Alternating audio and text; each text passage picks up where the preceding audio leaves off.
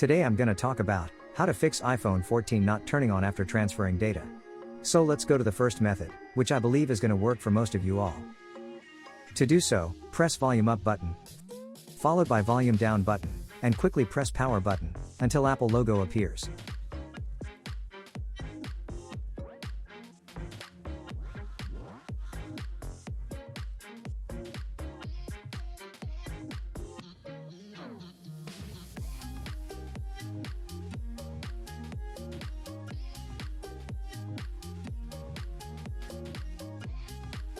If this doesn't work, bring your lightning cable and try to charge your iPhone.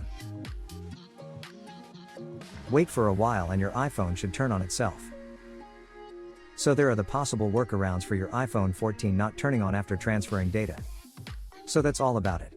If you guys have any other questions or anything, let me know in the comment section. And if you find this video helpful, don't forget to subscribe and enable post notifications. We'll be back with more videos of iPhone, so stay tuned. This is Peter Smith. See you soon in the next video.